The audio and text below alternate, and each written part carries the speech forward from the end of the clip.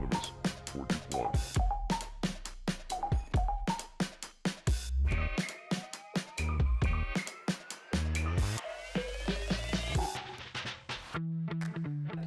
Cada dia aterrem en el món digital per a buscar informació, entreteniment, estudiar, treballar, comunicar-nos amb altres persones, fer multitud de gestions i moltes coses més.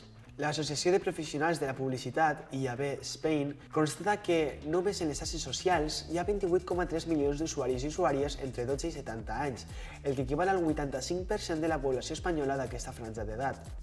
La proliferació de noves xarxes socials ha sigut imparable en molts pocs anys. Parlarem d'alfabetització mediàtica i la seva importància per assegurar una ciutadania més competent en el context de convergència mediàtica que vivim. La convergència mediàtica es caracteritza per la distribució de continguts a través de múltiples plataformes, la cooperació entre tecnologia i indústria, la migració d'audiències i la participació activa dels consumidors i consumidores, que, en alguns casos, es converteixen en creadors i creadores de nous continguts. Vegem per què és important que siguem competents en el món digital.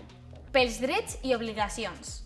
L'alfabetització mediàtica assegura conèixer les implicacions de privacitat, cessió de dades, drets i obligacions que suposa navegar, crear perfils o compartir continguts. Pel temps. Perdre menys temps buscant informació. Poder valorar. Saber seleccionar els millors continguts, atribuir-los credibilitat, saber identificar la font o origen d'informacions, opinions o dades i valorar la seva qualitat o rellevància.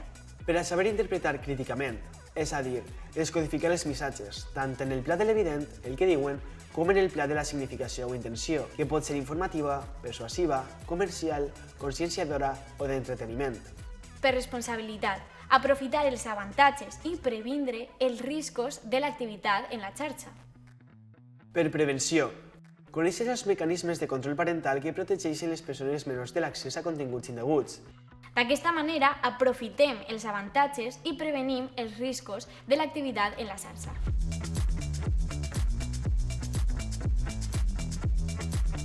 Per tot el que hem vist, l'alfabetització mediàtica ens permet ser eficaços quan pugem continguts, juguem, fem una gestió o escrivim un post, per exemple.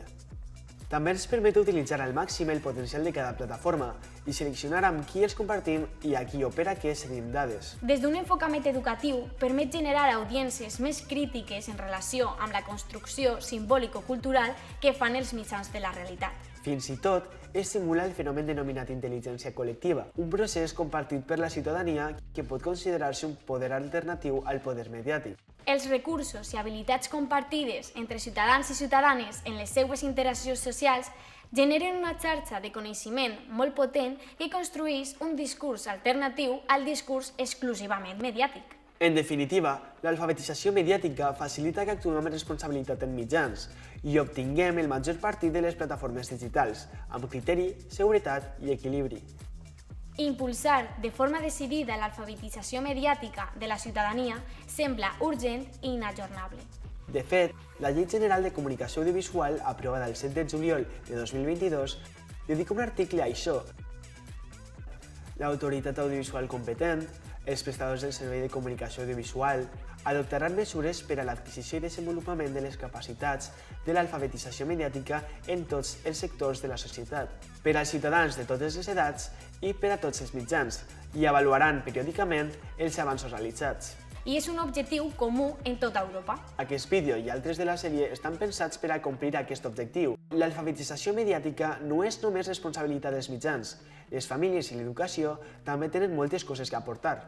L'alfabetització mediàtica assegura que la ciutadania desenvolupe el pensament crític necessari per a discernir, analitzar realitats complexes i reconèixer la diferència entre opinions i fets. També aconsegueix que les experiències digitals siguin més beneficioses i menys perjudicials o frustrants.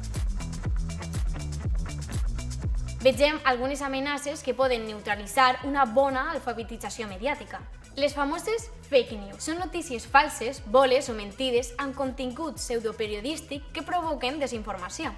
El phishing és una tècnica que consisteix en enganyar a l'usuari o usuària per robar-li informació confidencial, com contrasenyes, fent-li creure que està en una pàgina web de total confiança.